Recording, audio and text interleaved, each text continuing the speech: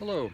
So you can see I'm in the woods and I'm just in the yard behind my house. And today I'm going to talk about Charles Lindblom's classic essay from 1959, The Science of Muddling Through. And it's appropriate that I'm out here in the woods because you'll notice when you read his paper that he has lots of metaphors about roots and branches and so on. So a woodland scene is appropriate. So let me tell you a bit about the woods here. Don't know how well you can see behind me here, but it's kind of a mess. I have a very small backyard and then these woods that go behind it. But the woods are not well kept. There's a lot of fallen trees, a lot of dead wood.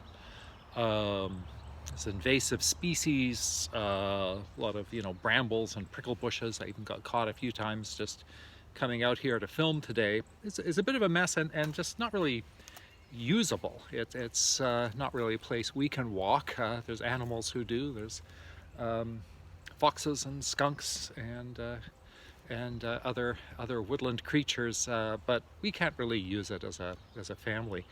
And I've often thought, well, it might be nice to try to, do something with this. Clean out some of the branches and woods, maybe make a little path. And if I could make a pathway, then in the summer at least, maybe even put a bench there, do some re-landscaping. So how might I go about this? Well, there's two different kinds of approaches I could take. One is I could do a lot of study on what would be an optimal configuration of the woods behind my house. So I could get out some drafting paper and I could draw, sort of landscape designs. I could do a lot of research on different kinds of species of tree and brush. We could have discussions about what an optimal, path through this would be. And then I could go about just as, essentially raising all of this and then trying to rebuild from the roots up some kind of nice little woodland area in my house. An alternative, and I'll give the spoiler right now, it's an alternative I prefer, would be to say, look, I don't really have the time for that. I do not have the time and energy to sit down and really try to plan out something like that and to actually carry it out. Neither do I really have the knowledge. I don't know much about what tree species are going to flourish on their own or with each other. I'm not even very good at identifying which are the invasive species and which are not. I don't know what an optimal path would look like, but I do know that actually right behind me here is a pathway that deer have formed, because there's a family of deer that often walks through the yard, and of course they trample things. That actually might be a good start to a path. It would mean less for me to clear because it's already there. And I could just kind of work with what I've got. Just, sort of clean up things that need cleaning up. Think about what kind of path might be nice to have. Rely on what the deer have done. And just work from there, work from what I've got. So what Lindblom's essay is about is about comparing two methods of thinking about planning. And one method that he calls the root method is that first one I described, where you essentially treat yourself as if you are starting from scratch, consider all of the different options, weigh them, look at studies, do some research, think very carefully about what the goals are for what you're trying to achieve and what are the alternative means of achieving them, and write up a plan that way. And so Lindblom refers to that as what he calls the root method.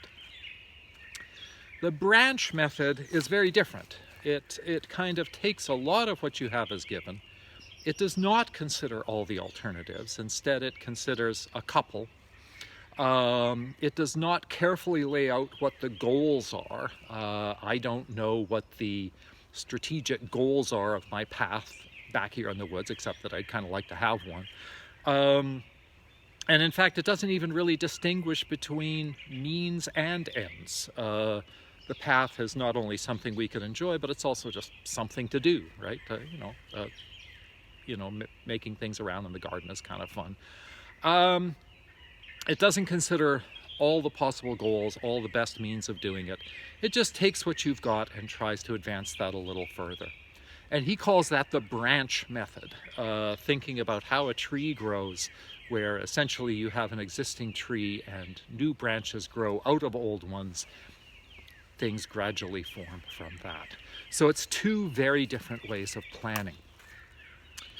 Lindblom's point is that we might talk about strategic planning in terms of that root method, where we outline exactly what are the outcomes we are trying to achieve, write them down carefully, consider all the different means that might get us there, do the research, choose them, and then find out a way to measure how well we've achieved those outcomes.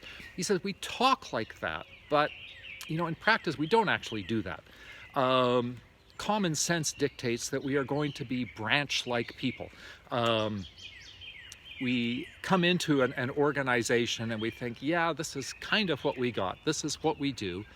It doesn't mean there's nothing leaders can do to make an organization better.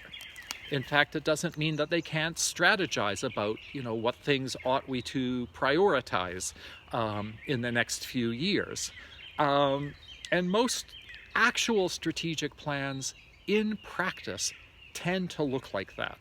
So if you look at the strategic plan for a museum, for an orchestra, for a college, they might take on the language of that root method, but the actual practices of that branch method. It takes a lot for granted, and some of the distinctions that it makes are rather artificial.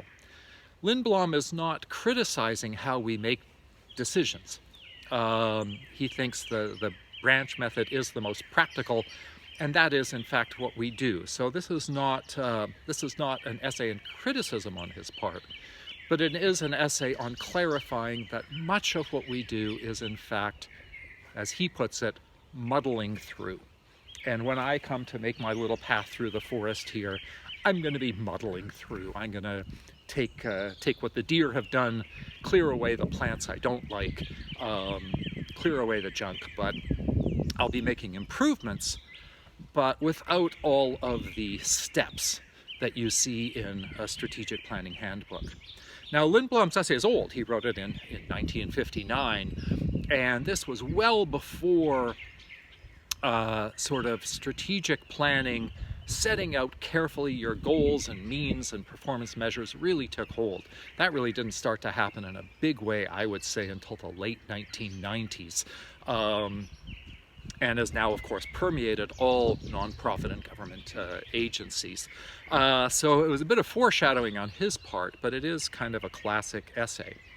There's important lessons for arts organizations, I think, in terms of just the practicalities of strategic planning.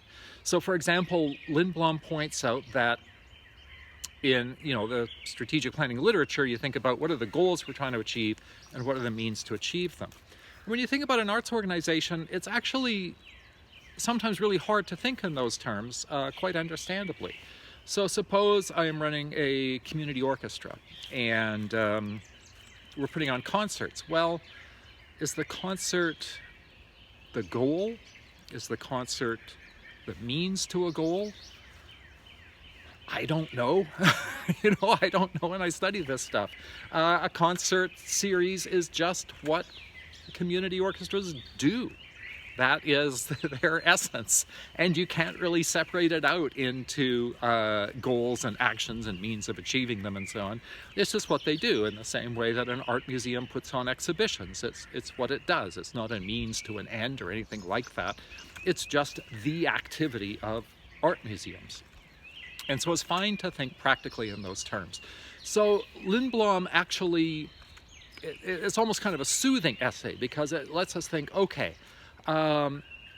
we can dial it back a little bit and we can be practical about how we think about strategic planning.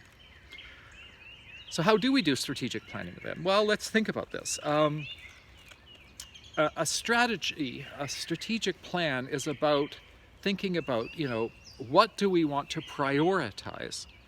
what is going to be the focus of our organization for the next few years. And remember, organizations have to focus. You can't do everything at once.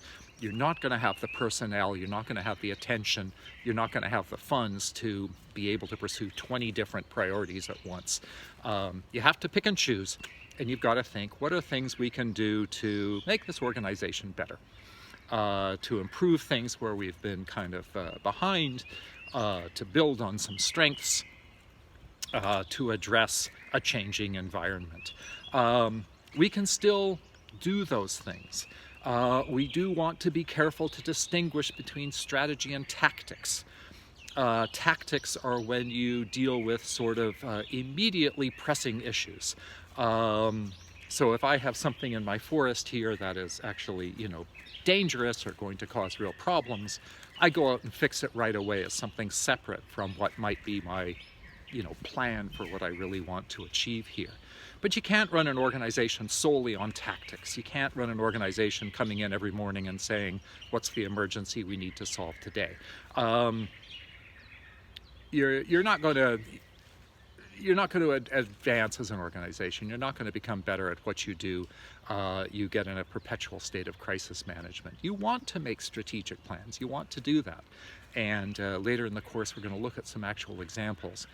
But Lindblom just reminds us, and I think this is a helpful reminder, to be modest and to understand that in any strategic plan, we're building on what's already there. We're looking for ways to improve, but we're not going to dig everything up from the roots. We're going to work at the branch level. So, thanks for listening.